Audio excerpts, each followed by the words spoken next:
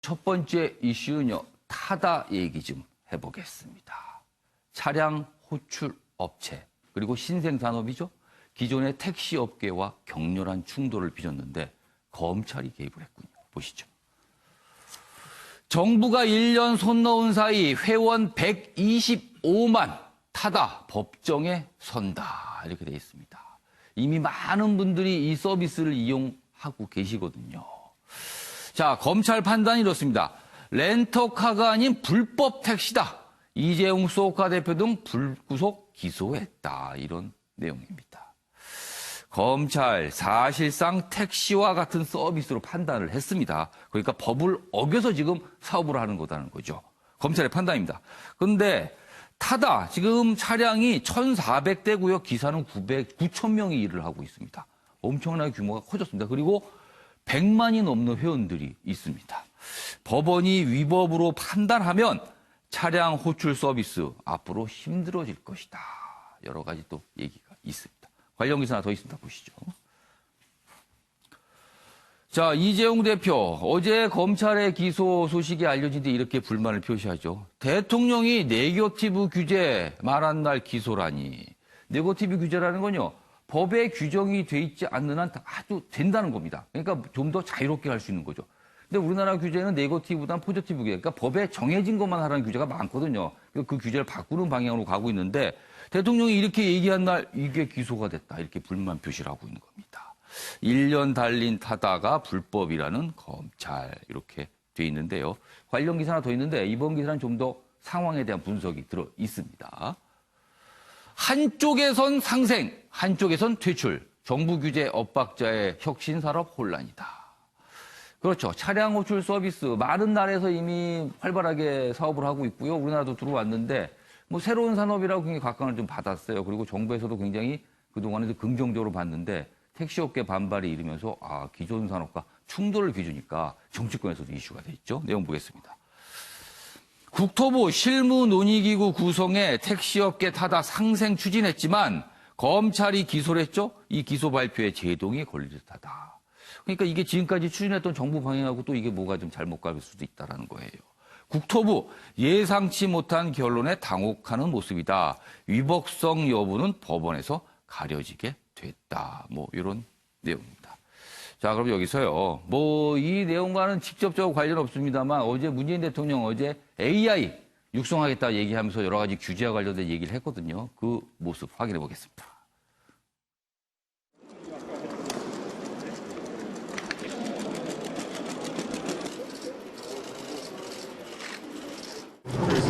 소비자만 부착이 되더라도 당장 재난 현장 같은 곳에 유용하게 사용할 수 있습니다. 인공지능 정부가 되겠습니다. 정부 스스로 인공지능을 가장 적극적으로 활용하고 지원할 것입니다.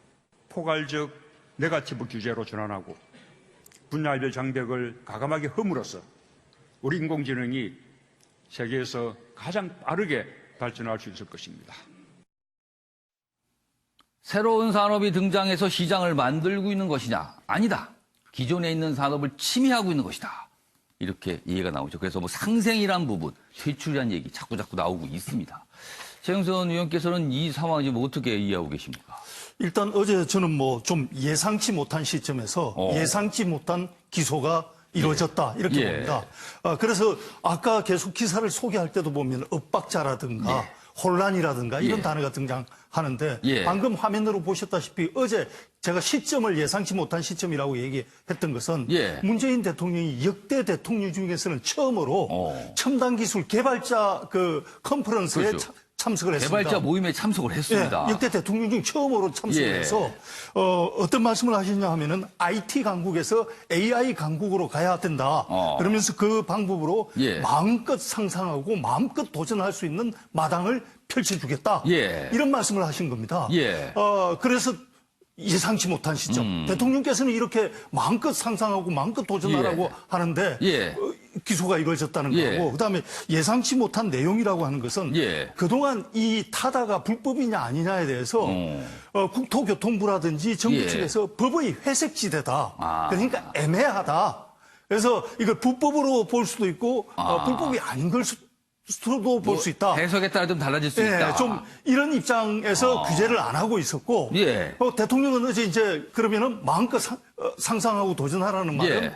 적극적으로 도전할 수 있게 법을 좀 네거티브 쪽으로 명백한 불법이 아니면 할 수 있게 해석하는 쪽으로 예. 말씀을 하셨는데 예. 갑자기 이 해석지대라고 하는 곳에 불법이라는 굴레를 씌운 거거든요. 그러니까 검찰의 판단이 지금 기소한 판단은 그렇습니다. 예, 그렇습니다. 그래서 저는 예상치 못한 시점에 예상치 못한 좀 기소였다 이렇게 정리하고 싶습니다. 그러니까 최영선 의원께서는 정부의 전체적인 방향, 뭔가 규제를 풀고 새로운 산업을 찾아내는 방향으로 가는데 이 흐름이 이게 뭔가 좀 안 맞는 거 아니냐 이런 지적이신데 맞습니다. 김현전 의원 그동안 사실은 이 타다 문제, 차량 호출 서비스라든가 아니면 차량 공유 업체 이런 산업에 관련해서 기존의 택시업계의 분들의 생존권을 침해할 수 있다 이런 지적도 있었거든요. 그래서 굉장한 극한 반발이 있었거든요. 어떻게 보세요? 일단은 대통령께서 하신 얘기와 예. 이재용 대표가 예. 대통령의 네거티브 규제한 날 기소다라고 얘기하는데 불구속 기소를 결정하는 게 당일날 결정하나요? 아니잖아요. 저는 왜 대통령이 공유 경제를 강조하고 창조 혁신을 강조하는 것은 대통령의 국정 운영의 철학이고 기조라고 봅니다.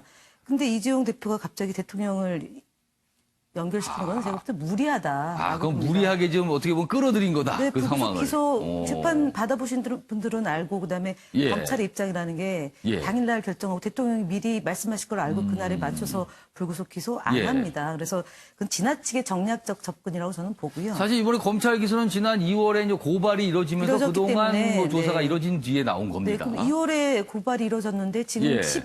10월 달엔 8개월 만에 예. 기소가 됐으니까 법적인 불비함이 있습니다. 지금 문제는 지난 7월 달에 혁신 성장 및 상생 발전을 위한 예. 택시 제도 개선 방안에 대한 논의가 예. 지금 진행되고 있는데 예. 기존 택시 업계에서는 반발이 물론 있죠. 예. 그리고 또 하나가 중요한 것은 택시 업계에서와 그다음에 예. 새로운 산업 구조가 예.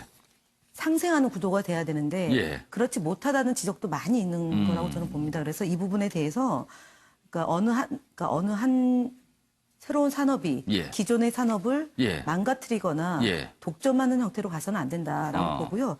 또 하나는 지금 택시 면허를 매입하게 될 경우에 운송업을 할 수 있도록 해어 있다라는 개선 예. 방안이 있는데 지금 예. 그렇지 않은 지점도 있기 때문에 예. 그 법적으로 완성도가 높여지기 전에 발생했던 고발이고 그에 대한 검찰의 기소이기 때문에 예. 재판이 진행되고 그다음에 국토부와 그다음에 택시 업계의 논의가 이후에 좀 진행되는 것을 봐야 되지 않을까 싶습니다. 마지막으로 예. 이것들을 지나치게 정쟁의 도구로 삼는 것은 제가 볼 때는 불필요한 것 아닌가 그렇게 봅니다. 알겠습니다. 자, 이 상황. 그러니까 항상 그렇습니다. 기존의 어떤 산업 그리고 새로운 산업 그런데 하는 일이 겹치게 되면 충돌을 빚는 거잖아요. 지금 이 모습도 지금 그런 거와 흡사하게 지금 가고 있어서 그런데 갑자기 이제 검찰이 기소하는 문제까지 들어왔기 때문에 좀 더 복잡해지고 있습니다. 요거 오늘 변호사께서 양지열 변호사 나오셨어서 지금 기소가 됐잖아요. 그럼 이제 법원으로 간 겁니다. 자, 양지열 변호사가 보시기에는 법원 향후에 어떤 고민과 어떤 판단을 할 것 같습니까? 그러니까 지금 왜 회색지대라는 말을 하냐면 예. 법원이 최종적으로 이 법의 법률 문장에 나와 있는 것에 예. 이 사안이 들어맞는지를 예. 판단을 해야 되는 건데 예.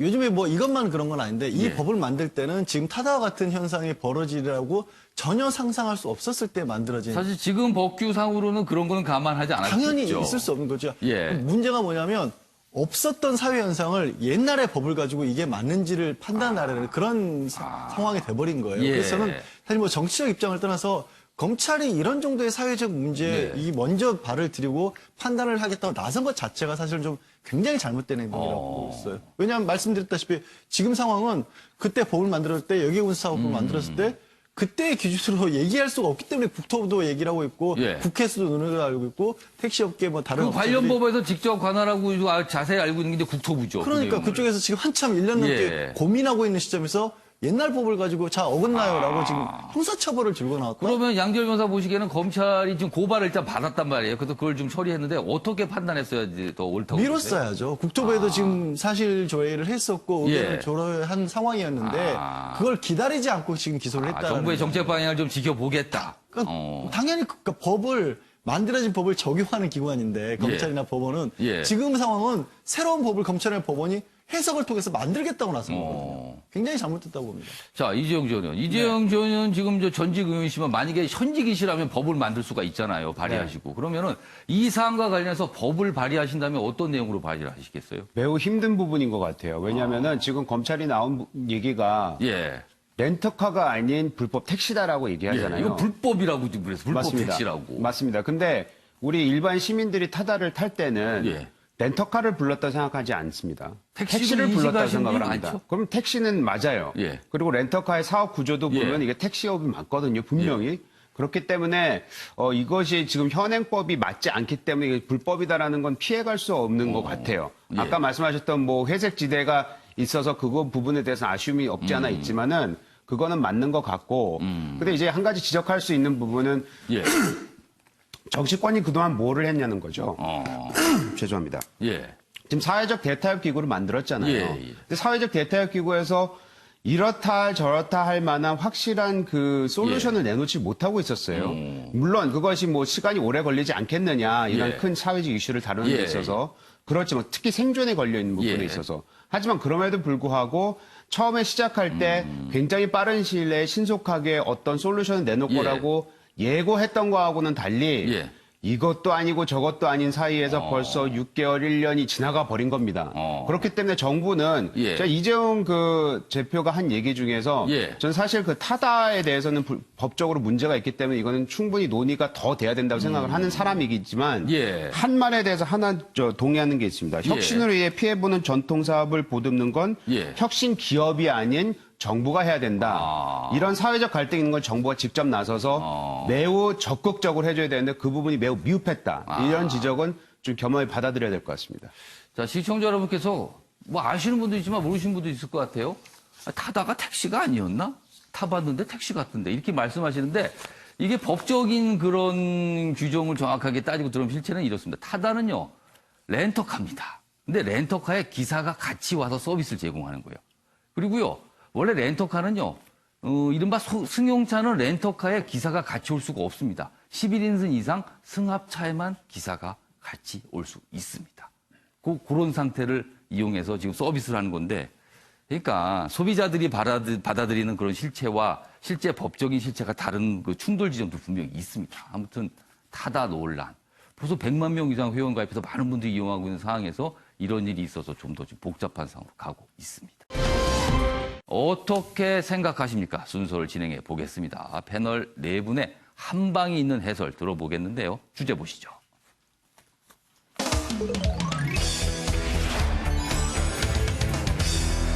오늘 어떻게 생각하십니까? 주제는 이렇습니다. 자유한국당이 만든 애니메이션이 있습니다. 그런데요, 논란이 되고 있어요. 그 내용 때문입니다. 누가 봐도 그 애니메이션 안에는 문재인 대통령이 등장을 하거든요. 기사 보겠습니다. 제가 기사를 좀 몇 가지 소개하는 동안 네 분께서는 이 상황에 대한 의견을 좀 적어주시기 바랍니다. 내용 보겠습니다. 한국당 벌거벗은 문 대통령 만화 애니메이션입니다. 동영상 애니메이션입니다. 이걸 만들어서 좀 공개가 됐는데 청와대와 민주당은요, 천인 공로할 내용이다 이렇게 반발하고 있습니다. 천인 공로할 내용이다. 그리고 한국당 내부에서도 비판받을 만하다. 좀 이건 좀 너무 과했다 이런 의견이 있고요.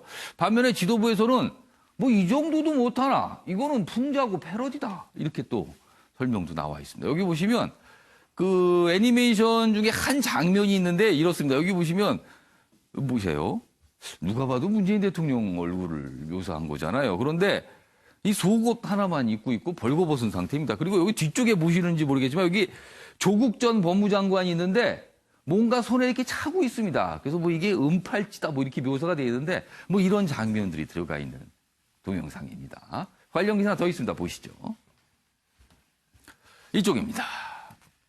이쪽 기사 이제 큼지막하게 제목이 되어 있는데요. 한국당 벌거벗은 문 영상에 여당 천인공로. 역시 이제 같은 내용 다루고 있습니다. 여기 좀 더 이제 묘사가 돼 있어요. 당 캐릭터 옳은소리 가족 발표할 때 어제 있었습니다. 근데 이 동영상이 이제 같이 공개가 됐고 그리고 유튜브에 올라갔습니다. 문재인 대통령 비하 애니메이션을 틀었다. 여당 내용에 말문이 막힌다 반발했고요. 한국당 내부에서도 이 가만히나 있지 이런 거는 왜 만들었을까? 뭐 이런 또 지적이 있다고 합니다. 여기 보시면 그러나 이제 당 지도부는 아까 제가 잠깐 소개했지만 이거 뭐 이 정도도 못하나 또 이런 반발이에요. 여기 좀 소개가 돼 있습니다. 황교안 자유한국당 대표의 얘기입니다. 전래동화 잘못 읽었다고 처벌하면 되겠느냐? 저는 정부가 쓴소리도 들으면서 고칠 것은 고쳐달라는 취지로 봤다. 나는 천인공노할 만한 내용이라고 안 봤다. 뭐 이런 거예요, 지금. 여기 또 있습니다. 이제 과거의 얘기가 나옵니다. 과거에 이런 비슷한 상황에 대한 얘기인데 여기 있습니다. 그러나 지난 2017년 민주당 표창원 의원이 주최한 국회 전시회에서 박근혜 전 대통령을 나체로 표현한 글인 더러운 잠이 걸렸던 일을 언급하며 민주당이 이번 논란에 우리 당을 비판할 자격은 없다는 반박도 한국당 내에서 나왔다. 옛날 얘기까지 나왔어요, 지금. 그래서 역시 이제 그 애니메이션 한 장면까지 이렇게 돼 있습니다. 자, 그럼 여기서요. 어떤 애니메이션인지 직접 확인해 보겠습니다. 근사한 옷들을 구해오셨소. 이것은 안보 자켓으로 이것만 입으시면 나라의 안보가 탄탄해져 다른 나라의 침략을 염려하지 않으셔도 됩니다. 이것만 입으시면 나라의 경제가 살아나고 백성들이 굶주릴 일이 없습니다. 안 그래도 멋진 조 장관이 은팔찌를 차니 더 멋지구나. 어머, 임금님이 벌거벗으셨어. 세상에. 이럴 수가. 내가 이렇게 바보 같았다니. 저는 나중에 똑똑하고 훌륭한 대통령을 뽑을 거예요. 저도 지혜롭고 욕심 없는 대통령을 뽑을래요. 우리 당이 좋은 정책들을 잘 만들어 놓고도 아주 딱딱하고 재미가 없어서 제대로 알리지 못한 그런 측면이 있습니다. 이제는 이러한 정책들이나 당의 입장 이런 것들을 옳은 소리 가족을 통해서 더 쉽고 더 재밌고 또 부드럽게 이렇게 전달해 드릴 수 있을 것으로 기대합니다. 한국당은 깃털처럼 가볍고 감동이라고는 조금도 없는 국민들 인상만 찌푸리게 만드는 정치 퍼포먼스를 선보였습니다. 자유한국당이 공개한 동영상은 충격을 금할 수 없는 내용으로 채워졌습니다. 문재인 대통령에 대한 조롱과 비난이 인내력의 한계를 느끼게 합니다. 자유한국당은 국민 모욕의 동영상 제작에 관련된 모두를 엄중 문책하고 국민에게 즉각 사과하기 바랍니다. 그러니까 이 동영상 지금 뭐 반응까지 보셨는데요. 너무 나간 조롱과 비아냐? 아니다. 풍자와 패러디로 볼 수 있다. 뭐 이런 겁니다. 지금 맞서고 있는 주장들은요. 자, 그럼 지금부터 네 분은 어떻게 보셨는지 의견 들어보겠습니다. 먼저 최영선 논설위원께서는 어떻게 생각하십니까? 일단 전체 동영상을 본 거는 아니고 방금 이제 화면에서도 봤습니다만은 저는 전체 큰 틀에 있어서 풍자는 뭐 괜찮다고 봅니다. 천인공노할 수준이라든지 충격적인 수준이라든지 저는 뭐 그렇게 보지는 않았고 이게 소재 자체가 동화 아니겠습니까? 그리고 유명한 동화죠, 유명한 동화. 만화로 구성이 됐고 그래서 이제 대통령의 소통 문제라든지 현실 인식에 대한 야당의 비판을 담아가지고 저 정도 풍자도 못하느냐.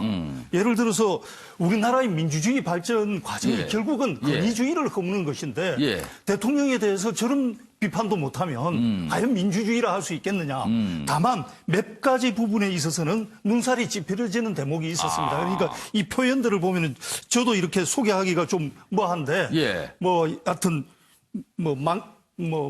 뭐랄까 이 미쳐버렸건이라든지 제가 저 소개하기도 그러니까 좀 그렇습니다만 문재인 대통령 그 캐릭터에 대한 어떤 지적과 비판인데 그게 좀 그렇습니다. 좀 심하다. 심하다. 예를 들어서 공당의 표현이라면 전체 틀에서 이 풍자는 좋으나 여기서 표현을 할 때 표현의 품격 이 좀 저속하다. 이렇게 느낄 만한 대목들이 있는 것들은 많이 거슬렸다. 이 정도로 전 정리하고 싶습니다. 그러니까 풍자란 내용에서는 좀 뭐 수긍할 수 있지만 이 품격 이거는 의문스럽다. 이건 지적을 좀 해야겠다는 말씀이시네요.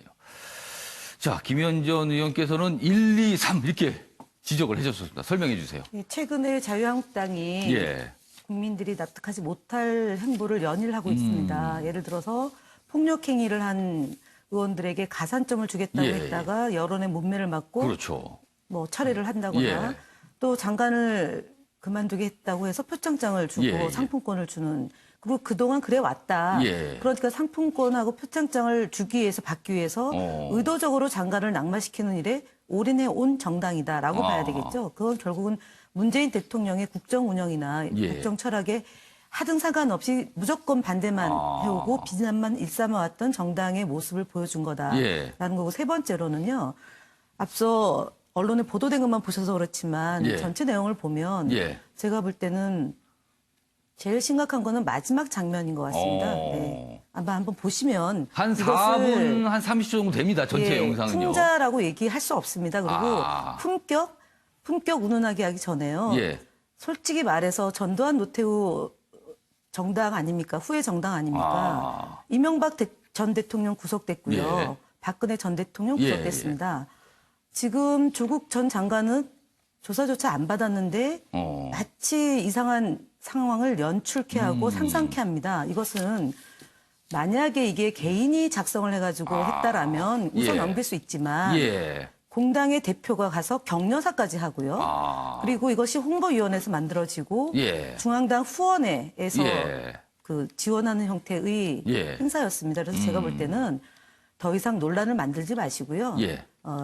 내리시고 사실은 이것은 내용으로 봐도 굉장히 황당하기 이를 데 예. 없습니다. 그리고 허위 사실도 굉장히 많이 들어가 있는 영상물이라고 저는 봅니다. 예. 그래서 대통령을 공격하고 그리고 저희 더불어민주당을 공격하는 것까지는 좋지만 예. 국민을 혹세무민하게 만드는 것은 정치인과 정당의 영역을 벗어났다라고 저는 평가하고요. 예. 저희가 가급적이면은 극단적인 얘기를 잘 안 하려고 드는데 예. 이렇게 되면 과연 소위 말하는 정당 간의 논의나 협의 이런 것들이 있을 수 있겠느냐라는 점이고 대통령이 소통을 안 하신다고 했는데 예. 얼마 전에 대통령은 청와대 출입 기자들하고도 예. 간담회를 갖고 많은 대화를 나누고 있고요. 지난 금요일이었습니다. 현장도 예. 다니고 계시고 그래서 소통을 안 예. 한다는 얘기는 그야말로 허위 사실이다. 저는 그렇게 말씀드리겠습니다. 네. 그래서 이 캐릭터가 옳은 소리 가족인데 이제 틀린 소리라고 다른 이렇게 소리가 적어주셨네요. 아니고요. 틀린 소리. 그리고 예. 그거에도 안 맞습니다. 옳은 소리가 리을 히읗이지. 예. 그게 오른쪽의 소리도인지 왼쪽에 있는 소리인지 모르겠지만 옳은 소리라는 말 자체가 알겠습니다. 저는 단어도 안 맞다고 봅니다. 아무튼 네. 지금 1, 2, 3 순서까지 정해주면서 좀 조목조목 좀 비판을 하셨습니다. 자, 옆에서 가만히 듣고 계셨던 이재영 전 의원께서도 할 말이 많으신 것 같아요. 근데 풍자를 다큐로 봤다 이렇게 쓰셨네요. 무슨 뜻입니까? 저는 어제 누가 이거를 예. 보내줬더라고요. 낮에. 예. 무슨 메신저 서비스를 예. 통해서 보내줬는데 그걸 보고 그냥 예. 우선 넘겼어요. 예. 근데 저녁 때쯤 되니까 이것에 관련된 기사들이 좀 올라오기 시작하길래 그걸 제가 봤더니 이게 예. 1탄, 2탄이 있더라고요. 예, 2탄, 저기 나오는 거는 2탄인데 예. 1탄하고 2탄이 있길래 그거를 다 봤는데 예. 큰 틀에서 말씀드리자면은 풍자는 예. 풍자일 뿐입니다. 그리고 우리가 풍자를 받아들일 수 있는 충분한 사회적 그런 뭐라 그래야 될까? 센스가 이미 벌써 저는 안착이 돼 있다고 생각을 하고요. 근데 그거를 너무 다큐로 받아들이니까 왜 그런 말 있잖아요. 개그를 다큐로 받아들인다. 그런 식으로 하니까 이것이 소위 말해서 마음에 들지 않는 거예요. 그리고 한 가지 더 말씀드리자면 예. 이게 어떤 시각에서 어떤 이게 상대적인 거긴 예. 한데 이제 지역을 저는 돌아다니는 사람 아니겠습니까? 예. 그러면 지역을 돌아다니면은 예. 별의별 소리를 다 듣습니다. 그리고 지금 현재 나가면은 예. 과거보다는 훨씬 더 지금 정부가 하고 있는 일에 대해서 불만이 많으십니다. 예. 그리고 그 불만을 표시할 때 예. 대통령 이름을 거론하면서 예. 진짜 말 그대로 저희가 방송에서는 감히 담지 못할 정도의 험악한 말들을 굉장히 요즘 많이 쏟아내고 예. 계세요. 그런 소리를 많이 듣다 보니까 사실 저쪽이 동영상에서 나왔던 만화에서 나왔던 얘기 정도는 진짜 흘려들을 수 있을 정도의 수준으로 들릴 때가 있습니다. 평소에는 밖에서 사람들을 만나고 계시면 더 험악한 소리를 들으니까 네, 그리고 또 한 가지. 그래서 제가 그 큰 틀에서 말씀을 드렸고, 예. 그럼 세부적 내용으로 들어가면은 예. 저도 아쉬운 점이 있습니다. 뭐냐면은 대통령을 상대로 지금 나왔던 여러 가지 말들, 예. 뭐 거기에는 뭐 바보라는 말도 나왔었고, 예. 또 끝에 가서는 무슨 소가 났다 뭐 이런 얘기도 예. 나왔었어요. 저는 그거는 좀 약간 부적절하고 좀 우리가 신경을 못 썼다 예. 이런 생각이 드는데. 다만 내용을 들여다보면은 이 예. 내용도 제가 들여다본 이유가 예. 웃고 넘길 거 말씀드리기 위해서 내용을 들여다봤거든요.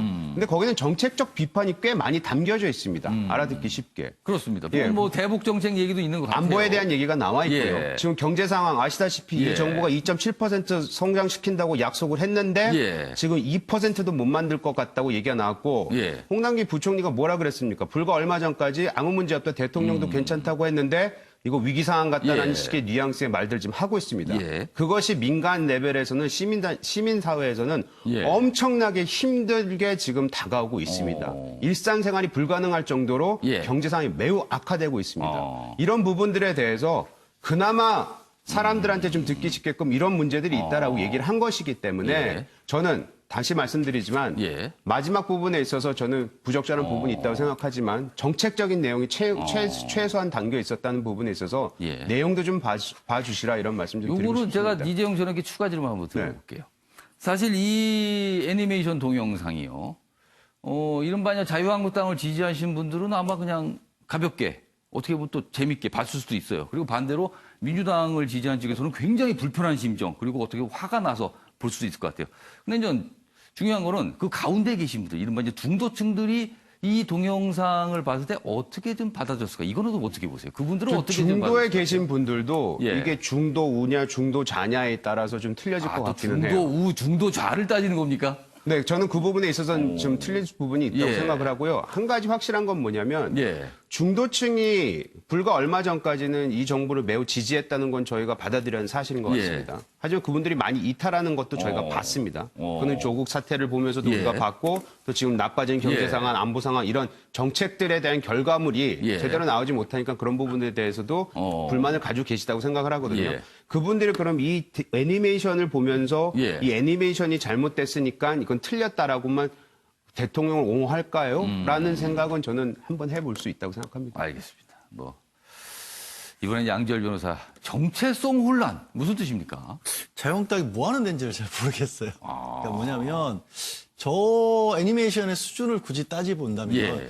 우리가 이제 의도한 B급 문화라는 표현을 쓸 때가 있죠. 그러니까 일부러 풍자를 위해서 조금 저급하게 만들어낼 수는 있어요. 예. 근데 그거를 만들어내는 것은 적어도 공당이어야 하지는 않지 않을까. 그러니까 저런 걸 어디서 만들었다라면 예. 공당에서 야 오죽하면 문재인 정권에서 이런 영상까지 만들어졌어라는 걸 한마디 정도 옮겨 쓰는 그러니까 것까지는 당에서 만든 게 아니라 어떤 민간 쪽에서 어떤 뭐 예. 지지자라든가 이런 개인 차원에서 만들었다면 뭐 그런가 보다. 그거를 우리는 이렇게까지는 얘기하고 싶지는 않지만 예. 오죽하면 이런 일까지 벌어진다더라라고까지 언급하는 것도 사실은 저는 공적인 자리에서는 부적절하다고 생각을 하는데 한쪽으로 저걸 만든 부분 내지는 자유한국당 분들에게 여쭤보고 싶어요.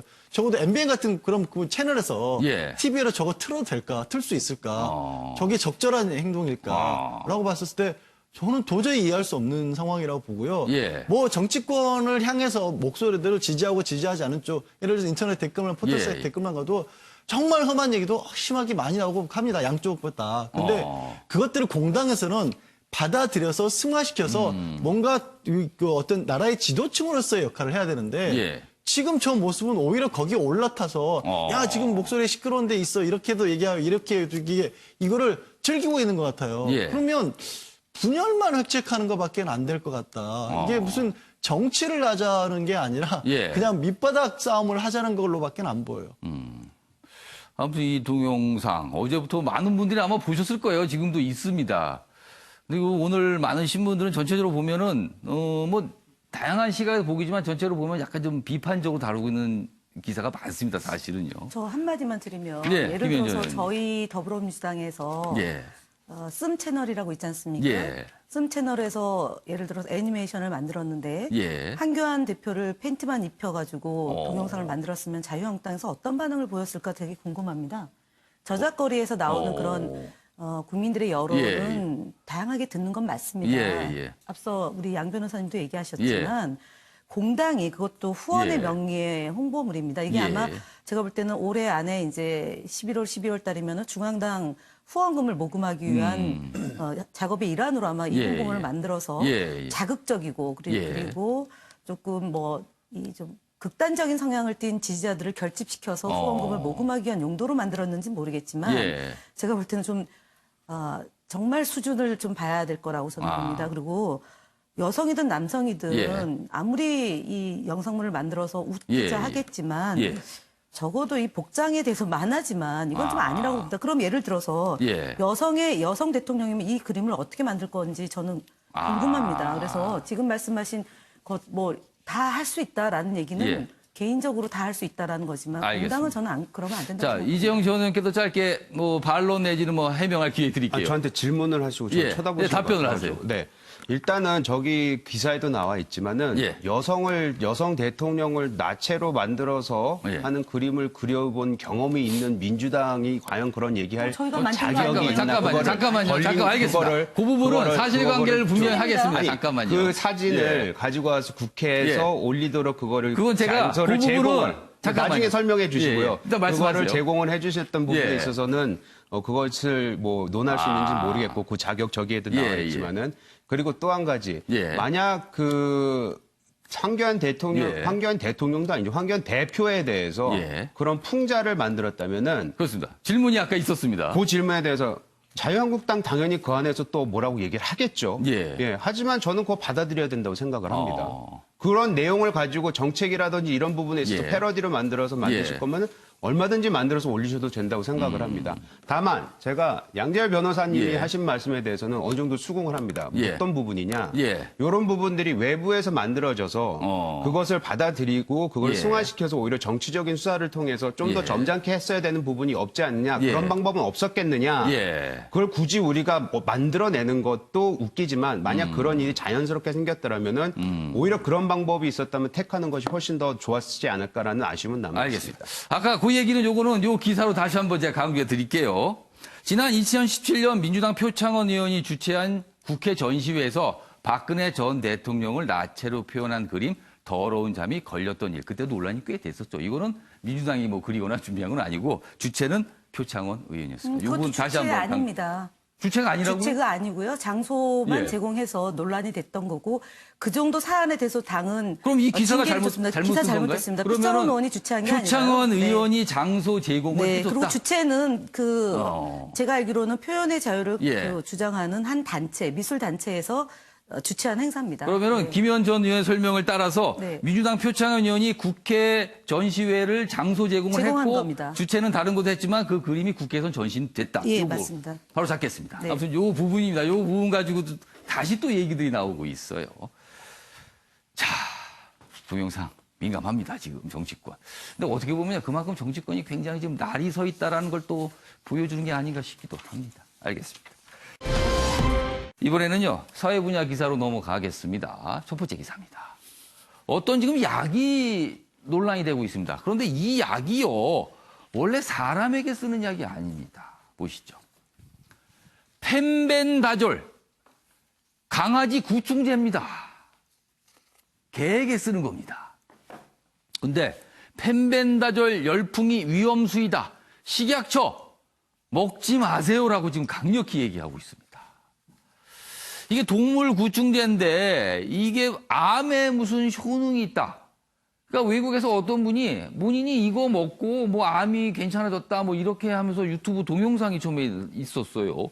그러자 그걸 많은 분들이 보고 그러니까 암 환자분들이 어떻게 보면 지푸라기로 잡는 심정으로 아마 이런 약을 찾을 수도 있는 것 같은데 뭐 이런 얘기가 있습니다. 뭐 4주 복용 후에 통증이 줄었다. 폐암 연예인 복용 후기 뭐 논란이 되고 있고요. 아무튼 그래서 이 약이 뭐 가게 그 동물병원에 가면 없답니다. 다 팔려갖고 지금요. 그만큼 열풍이라는 건데 당국은 사람 사용 절대 안 된다. 오히려 종양 더 키울 수도 있다. 그리고 장기 투여할 땐 장기 손상 우려까지 있으니까 절대 드시면 안 됩니다라고 지금 얘기를 하고 있는데 논란입니다. 관련 기사 더 보겠습니다. 암 환자들 동물 구충제 절대 복용 말아야 식약처 부작용 위험성 거듭 경고를 하고 있습니다. 안정성 확인 안 되고 장기 손상 우려 있다. 그러니까요, 이 약은 동물을 위해서 만들어진 약이고요. 그 동물을 위해서 일단 뭐 여러 가지 임상실험 거쳤을 거 아니에요. 근데 사람은 또 다른 문제입니다. 사람에게 그런 게 약이 들기 위해서는 또 임상실험과 엄격한 검사를 거쳐야 되는데 그게 없는 상태에서 지금 이 약을 쓰시는 분이 있다는 겁니다. 자, 그래서 최영선 의원님. 지푸라기라도 잡는 심정일까요? 암 환자분들. 일단 저 뉴스를 들을 때 예. 그 암 환자분들의 심정이 얼마나 절박하면 그 절박함이 좀 그러니까 느껴집니다. 이런 뭐 의료기관에서 대안을 찾지 못한 환자분들이 주로 저런 영향을 받겠는데 예. 그런 절박한 심정도 이해가 되고 또 한편으로는 SNS의 그 영향력이 얼마나 큰가 하는 걸 또 다시 느끼게 됩니다. 저게 이제 누군가가 한번 저걸 먹고 나았다고 SNS에 뭐 동영상을 올리면서 많은 환자분들이 그걸 보고 이제 저 약국을 찾았다는 것이고 저도 저 기사가 나오기 전부터 저걸 소문으로 들었거든요. 그런 소문이 약국에서 있었습니까? 이미 저 약품이 없어서 뭐 서로 품귀 현상을 빚고 있다. 그런 얘기를 들을 정도로 그 SNS를 통해서 얼마나 저런 얘기들이 전파가 뭐 크게 되는가. 그런데 사실은 뭐 임상 실험을 거치지 않은 저런 약품은 특이 체질을 가진 일부분 환자에게는 들을 수 있겠지만 일반적으로 듣는 게 아니기 때문에 뭐 식약처라든지 공공기관의 말을 신뢰하는 게 맞겠죠. 지금 이쪽 화면을 봐주시죠. 이 부분을 좀 자세히 소개를 해드려야 될 것 같아요. 항암제 효과가 있느냐? 사람 대상 임상실험 없었다. 동물실험 결과 간 종양 촉진. 40년간 사용되어 안전하다. 동물만 사용한 겁니다. 사람은 안전 보장할 수 없습니다. 체내 흡수율 20%라 안전하다. 흡수율 낮으면 효과가 없잖아요. 고용량은 독성이 올라가고. 그러니까 지금 문제 제기를 계속 하고 있는데 참 최영선 의원님 말대로 지푸라기로 씹는 심정으로 이거라도 써보겠다. 그러나 정부 입장에서 이거를 쓰라고 할 수는 없는 거잖아요. 그러니까 지금 이런 논란이 지금 벌어지고 있습니다. 알겠습니다. 이번엔 다음 기사로 넘어가겠습니다. 재판 결과가 나왔는데요. 여러 가지 생각을 하게 되네요. 보겠습니다. 레깅스는 일상복, 하반신 몰래 촬영 무죄. 항소심 재판부, 그러니까 2심이에요. 1심 지나서 2심인데 보이는 부분만 찍어 원심을 깼다. 그러니까 원심 1심에서는 어떤 레깅스를 입으신 여성분을 동영상으로 촬영한 부분에서 이건 죄가 있다라고 판결했는데 2심에서는 무죄라고 판결한 거예요. 이유는 레깅스는 일상복인데 일상복 입은 걸 찍은 게 뭐가 죄냐. 이렇게 된 겁니다. 노출 정도, 의도, 특정 부위 부각 여부 등 고려했다. 굉장히 논란이 될 재판 가운데 일단 2심 결과입니다. 양지열 변호사, 일단 이 내용 좀 설명해 주세요. 어떤 재판인지. 지금 어떤 남성이 그 버스 안에서, 그러니까 버스에 레깅스를 입고 탄 여성을 자기는 앉아있으면서 내려라는 여성 한 8초 정도 동영상을 촬영을 한 겁니다. 그거에 대해서 1심 재판부에서는 말씀하신 것처럼 우리가 이제 카메라 등 이용 불법 촬영죄라고 하는데 이 불법 촬영에 해당한다고 해서 벌금형을 내렸던 거죠. 근데 항소심에서는 그렇게 보기가 어렵다. 그러니까 왜냐하면 특별하게 어떻게 뭐 정말 그 일상적으로는 접근하기 어려운 방법으로 사진을 촬영을 했다거나 노출이 돼 있지 않은 부분을 어떻게 촬영을 했다거나 그런 건 아니기 때문에 그 대법원에서도 판례가 기준을 만들어 놓은 게 있어요. 피해자가 노출 정도라든가 어떤 각도에서 찍었느냐, 어떻게 좀 특별하게 특정 부위를 부각을 시켰냐 이런 것들을 따지는데 왜 따지냐면 제가 이렇게 거꾸로 뒤집어서 말씀을 드릴게요.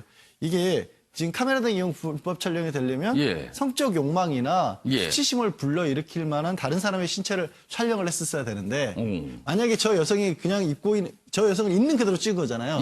그러면 이걸 찍은 게 이 불법 촬영이 되면 성적 수치심을 불러일으키게 되면 그 여성은 돌아다니는 것 자체가 공연 음란죄가 될 수도 있는 거예요. 거꾸로 뒤집으면 그러니까 제가 단적으로 말씀드려서 그러니까 법원의 입장에서 봤을 때 모든 경우를 다 이렇게 어떤 성적 수치심이 난다고 처벌을 하기 시작하면 너무 폭이 넓어진다는 거죠. 그러니까 특별하게 그러니까 요즘에 같은 경우는 예를 들어서 뭐 몰래 치마 밑을 뭐 촬영한다든가 이런 경우들을 처벌을 하고 있지 그냥 눈에 보이는 걸 찍었을 때까지 다 처벌하기는 어렵다라는 겁니다. 그러면 어떻게 되는 거예요? 그럼 앞으로 이런 유사한 촬영이나 사진 찍어도 상관이 없다가 되는 거예요? 그런 경우에는 저게 아니고 뭐 예를 들어서 초상권, 이게 형사처벌 대상은 안 되는 거죠. 초상권 침해라든가 이런 건 가능할 수가 있고. 그러니까 민사상은 문제가 될 수 있는 민사상에 손해배상 청구를 할 수 있다거나 이런 건 가능하지만 길 가는 사람은 그냥 요즘 카메라 성능이 또 좋지 않습니까? 그러니까 길 가는 여성을 그냥 촬영을 했을 때도 이게 확대하고 그러면 예. 특정 부위만 또 크게 보일 수도 있는 상황이 되는 거예요. 그럼 예. 그걸 다 성범죄로 처벌하기 시작하면 예. 정말 또 복잡한 상황이 된다는 거죠. 그 이번 재판에서는 피해자가 처벌을 원하지 않았다 뭐 이런 얘기가 있더군요. 근데 그 그렇죠. 부분이 더 영향을 준 건가요? 아니면 촬영 부분에 대한 놓고 판단을 한 그 건가요? 부분도 하나 고려를 하긴 했었을 겁니다만은 예. 법원에서 밝힌 건 원칙적인 2016년에 이런 논의가 이미 있었기 때문에 대법원에서 기준을 좀 만들었어요. 예. 그 기준에 과연 이 사진이 거기에 해당하는가를 봤었을 때 그렇게 보기는 어렵다라는 거죠. 김현주 의원께서는 이 판결 어떻게 보셨어요? 2심 판결인데요. 예. 이제 뭐 1심하고 30까지, 달라졌어요. 예. 1심은 유죄고 예. 2심은 무죄 났고 이제 예. 마지막 3심이 만약에 이제 상고를 하면 3심이 예. 남아 있을 거라고 보는데요. 저는 법의 잣대도 중요하지만 예. 성인지 감수성에 대한 얘기를 좀 드리지 않을 수가 없습니다. 그러니까 이 이제 핸드폰이 발달하고 예. CCTV도 워낙 이제 도처에 많이 예. 있지 않습니까? 여성의 관점으로 놓고 보면 예. 이게 뭐 이제 앞서 양 변호사님이 얘기했던 예. 그런 대목도 법적으로는 얘기가 되지만 예. 우리 사회가 조금 더 건전한 되자는 취지에서는 왜 찍을까 이런 생각이 좀 들어요. 그래서 그러게 왜 찍을까요? 그렇죠. 그러니까 법적인 기준과 예. 잣대로만 볼 것이 아니라 좀 예. 우리 사회가 좀 더 밝아지기 위해서는 좀 싫어하는 일, 좀 그다음에 상대방에게 불편을 주는 일 이런 것들을 좀 안 하는 방향으로 이렇게 언론도 그렇고 정부도 그렇고 예. 또 각자가 그렇게 가야 되는 것 아닌가 이렇게 저는 보고요. 예. 좀 싫은 건 하지 않았으면 좋겠습니다. 김현주 의원께서 간단하게 정리하셨네. 상대방이 싫은 건 하지 말자. 네. 그럼 문제가 안 생긴다. 이런 내용이었습니다. 알겠습니다. 자, 이번에는 정치권 기사 짧게 이어가 보겠는데요. 의원 정수. 그러니까 의원 국회의원자 지금 300명이잖아요. 이거 10% 그럼 330명이 되는 건데 이 부분 국회에서 치열한 논쟁이 이제 시작된 것 같습니다. 보겠습니다. 첫 번째 기사입니다. 의원수 30명 확대, 야 3당 시동 걸고 여당은 여론 떠보기다. 이렇게 돼 있어요. 여기서 야 3당은 이제 자유한국당이 빠진 야 3당을 말하는 거예요. 심상정 정의당 대표에 이어서 손학규 정동영 대표가 가세했다. 이거 긍정적으로 본다는 거죠. 늘리는 거 괜찮다라고 보는 거예요. 근데 여당은 약간 이렇게 얘기는 단적으로 얘기 못하고 분위기 좀 보겠다 뭐 이런 느낌인 것 같아요. 자, 여당 공수처법과 맞바꾸기 가능성이 있다. 지금 공수처법은 여당이 지금 강력히 추진하는 건데 이거와 어떻게 같이 묶어서 협상을 할 수도 있는 거 아니냐 뭐 이런 얘기입니다. 다음 기사 하나 더 있습니다. 보시죠. 심상정이 불당긴 의원수 확대론. 황교안 자유한국당 대표는 정의당은 불의당이다. 이런 주장을 하다니 이렇게 된 겁니다. 여기 보면 각 당별로의 입장이 자세히 소개가 돼 있는데 손학규 바른미래당 대표 국회의원 30명 늘려야 한다. 그러니까 심상정 대표의 주장에 동의한 겁니다. 박지원 대한신당 의원은 인구, 면적 대변, 증언 뭐 필요하다는 쪽입니다. 그리고요. 민주당은 부정적 여론의 유지 입장을 일단 갖고 있긴 하지만 좀 지켜보겠다 뭐 이런 것 같아요. 그리고 나경원 자유한국당 원내대표는 심상정 밥그릇 본색 드러냈다. 뭐 강하게 또 이렇게 반발하고 있습니다. 자, 그럼 여기서요. 관련 영상 확인해 보고 이어가겠습니다.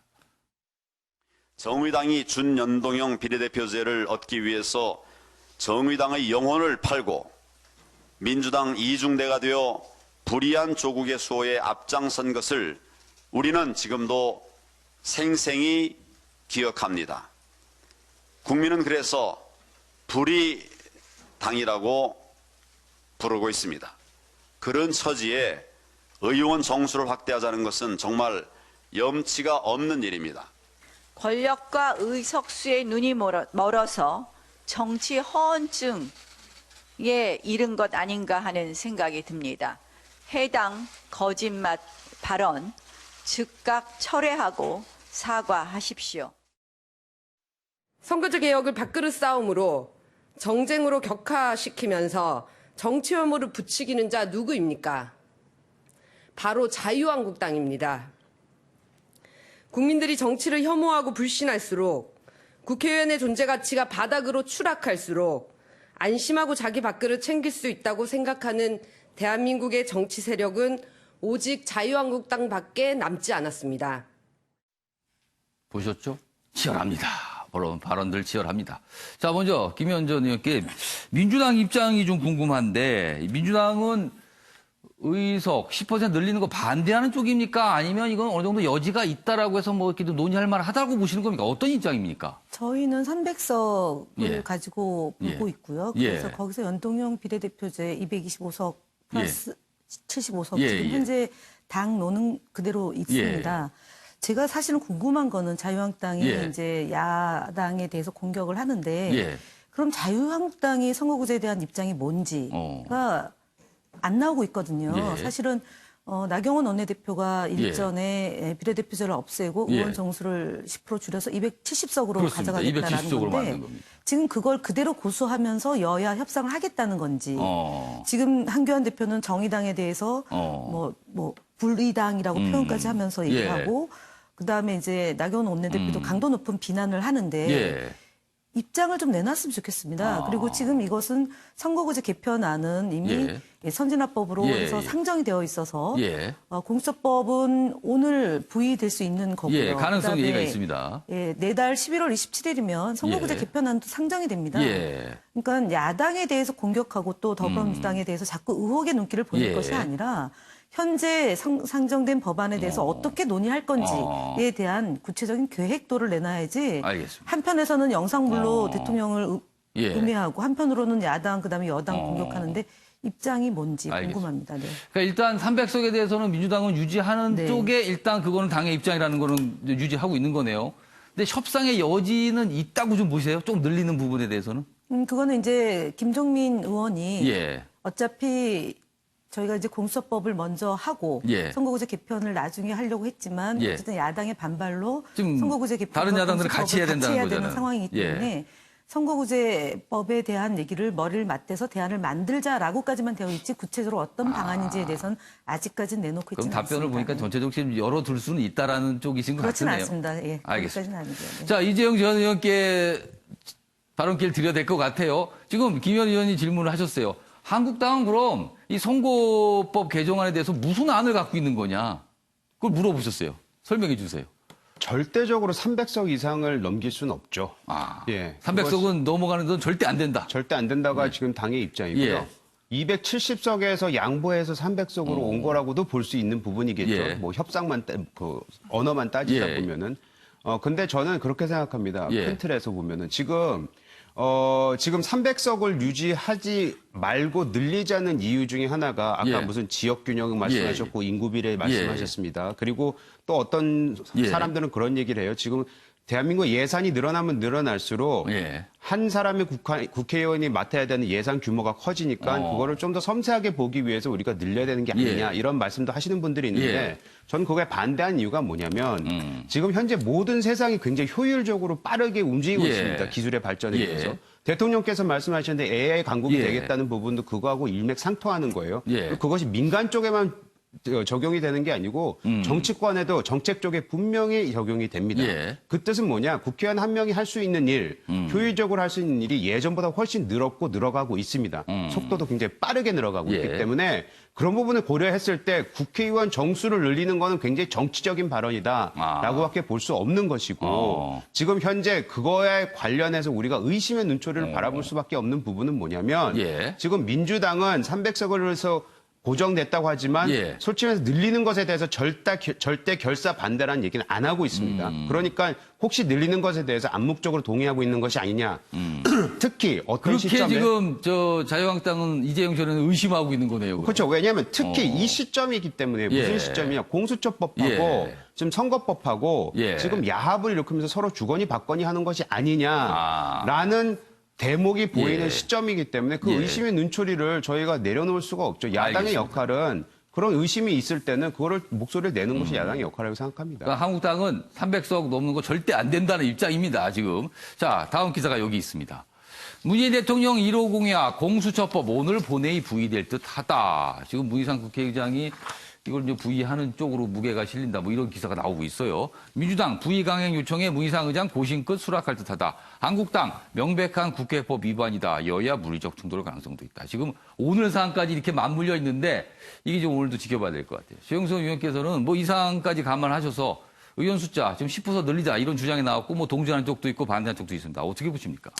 일단 국민들은 국회의원 숫자를 늘리는데 반대하는 여론이 강한데 지금까지 여론조사 결과 보면 되게 반대가 높았어요. 그런데 국회의원 숫자를 늘리면 장단점이 있습니다. 예. 솔직히 단점만 있는 건 아닙니다. 예. 장점이라고 한다면은 일단 정성을 넓힐 수 있고 많은 국회의원들이 각자의 그 정성을 발휘할 수 있는 것이고 예. 그다음에 중앙당이 각각의 의원을 장악하는 힘을 약화시킬 수도 있는 것이고 예. 그리고 또 소수의 국회의원이 있다 보면은 예. 그 소수의 국회의원에게 로비가 집중되면서 이 사람들의 특권이 더 강화되는 측면도 있거든요. 그래서 의원은 특히나 또 이제 다른 나라들하고 비교를 해보면은 인구 대비 우리나라의 국회의원 숫자가 예. 많이 적은 편입니다. 예. 그래서 다른 나라의 사례를 빌어보더라도 늘릴 수도 있는데 예. 다만 그 전제 조건은 예. 우리나라 국회의원들의 지금 소수다 보니까 특권이 너무 강하고 예. 의원 정수를 늘리는 부분을 논의할 때는 반드시 그 전제 조건으로 예. 국회의원의 특권을 얼마나 줄일 것이냐 이 부분에 대한 논의가 예. 반드시 병행이 돼야 된다 이렇게 정리하겠습니다. 아무튼 지금 뭐 여러 가지 전선이에요. 이제 의원 정수 늘리는 정서 그리고 오늘 저 본회의 얘기 올라가느냐 마느냐 이것까지 좀 이게 같이 섞여 버리니까요. 뭐 국회 또 치열하게 오늘 하루 종일 모습을 볼 것 같습니다. 자 이번에는요 다음 기사 넘어가겠는데요. 입시와 관련된 내용이 오늘 또 한 군데 실렸습니다. 보시죠. 정시든 수시든 요즘에 정시 수시 얘기 참 많이 나오죠. 뭐 퍼센트까지 해서 뭐 5대5로 하느냐, 뭐 4대6이냐 뭐 나옵니다. 아무튼 정시든 수시든 어차피 웃는 건 학원들. 그러니까 웃는 게 이 정책을 하는 정부도 아니고 학생도 아니고 학부모도 아니고 학원들이 웃는답니다. 이거 어떻게 되는 겁니까? 그럼요. 여기 보시면 과거 얘기까지 쫙 설명이 되어 있습니다. MB 땐 이명박 전 대통령 시절엔 입학사정관제 강화, 스펙 쌓기, 그러니까 스펙 쌓냐고 학원들도 잘 됐답니다. 박근혜 전 대통령 시절 학종엔, 그때는 학종에 또 초점이 맞췄는데 맞춤 내신 학원이 떴답니다. 그리고 문재인 정부 땐 요새 국어 어렵게 나온다 그러죠, 수능에. 그러니까 국어하고 몸값 상승. 이거 뭐 줄 서지 않으면 학원 못 다닌다는 얘기까지 무슨 줄 서는 일당이 시간당 15,000원 이런 얘기까지 나옵니다. 자, 그런데 지금 정시 확대 방침이 정해졌고요. 나오고 있는 거다. 벌써부터 학원들 움직이납니다. 윈터스쿨 문의 쇄도 이렇게 또 나오고 있습니다. 결국 아무리 바꾸고 고쳐봐야 웃는 건 학원들이다. 이렇게 되는 겁니다. 자, 여기서 관련 영상 확인해 보고 이어가겠습니다.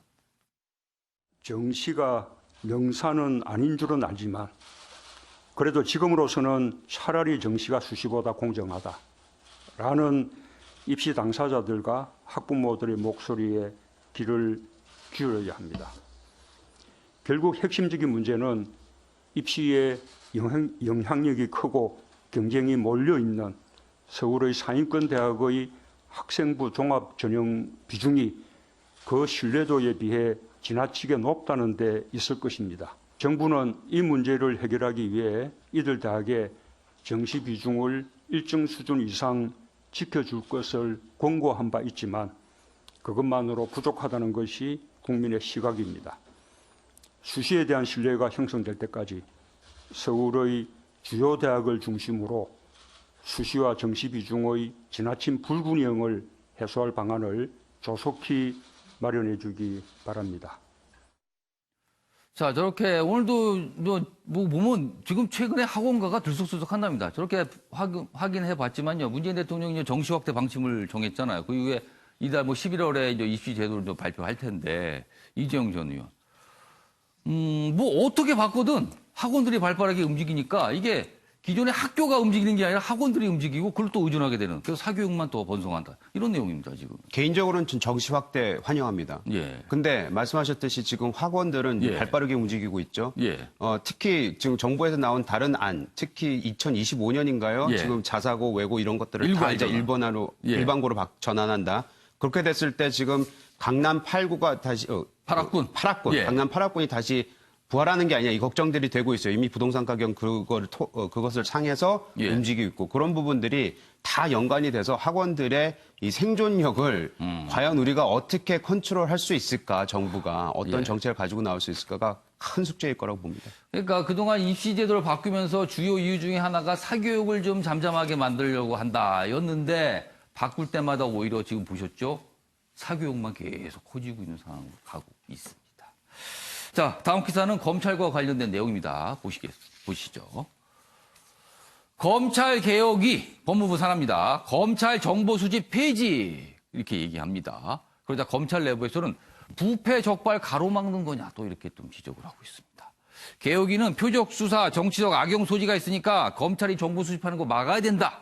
그래서 검찰청 사무규정 즉시 개정을 공고했습니다. 그러자 검찰 내부에서는 이건 좀 황당하다. 검찰 눈 멀게 하고 귀 막겠다는 것이냐. 그러면 수사를 어떻게 하라는 거냐. 이렇게 또 반발을 합니다. 양지열 변호사는 이 상황 어떻게 보세요? 설명 좀 해주세요. 지금 대검찰청이나 서울중앙지검 같은 예. 데 반부패 수사부 같은 데서는 수사의 단서를 찾기 위해서 사회에 부정적인 어떤 영향을 끼칠 우려가 있는 것들 정보 보고를 받는 형태로서 정보 수집을 좀 하죠. 수집을 검찰 하고 차원에서. 있습니다. 근데 지금 전반적으로 뭐 예. 검찰뿐만이 아니라 예. 경찰도 과거에 정보 기능 같은 것들을 많이 줄였고요. 예전에는 이제 국정원도 국내 파트 정보 기능이 다 예. 있었는데 다 없앴지 않습니까? 그러니까 범죄 수사를 하는 쪽에서 과도하게 정보 수집 쪽을 많이 갖고 있다 보면 뭐 일종의 하명 수사 같은 걸 정권의 입맛에 맞추는 걸 할 수도 있고 또 그 조직에 맞춰서 뭔가를 할 수도 있고 예. 그런 부작용들이 있기 때문에 전반적으로 그 정보 분야들을 모든 영역에서 다 줄여가고 있고 검찰 같은 경우는 특히 수사권 자체를 직접 수사를 좀 줄이겠다라는 예. 입장 아니겠습니까? 그러다 보니까 그 자연스러운 흐름 내에서 검찰의 정보 수집 기능도 좀 줄이겠다는 건데 있던 힘을 빼는 것에 대해서 누구들 좋아하겠습니까? 당연히 반발하는 목소리가 나오는 거고 국민 입장에서 본다면 혹시라도 그랬을 경우에 그러면 부패에 관해서는 어떤 식으로 대응을 할 것이냐. 그걸 검찰이 맡을 거냐 아니면 뭐 공수처가 처리되면 공수처가 처리될 것이냐. 이런 부분만 더 신경을 써주면 되죠. 검찰이 힘을 빼는 게 중요한 게 아니라 국민 입장에서는 혹시 부작용은 없냐. 예. 이것만 좀 신경 쓰면 되지 않을까요? 이런 부분도 이게 또 논쟁이 될 것 같습니다. 하여튼 뭐 검찰 개혁과 관련된 차원에서 이루어지는데 또 검찰 내부에서 지적도 나오고 있습니다. 자, 마지막 기사는 나라 막 소식입니다. 보시죠. IS 수색의 제거마저 트럼프 원맨 쇼를 한 거 아니냐 이런 지적 나옵니다. 그러자 유럽은 보복 테러 긴장이다. 이걸 해놓고요 성과를요 시시콜콜 너무 자세하게 얘기합니다. 그러니까 민감한 작전 내용 밝혀서 논란이 있고요. 그리고요 러시아에는 이 작전을 알려줬는데 또 막상 의회에는 또 안 알려줬답니다. 그래서 정치적으로 문제가 되고 있어서 트럼프 원맨 쇼 오히려 유럽은 보복 테러 긴장이다 돼 있습니다. 마지막 기사 하나 더 있는데 보시죠.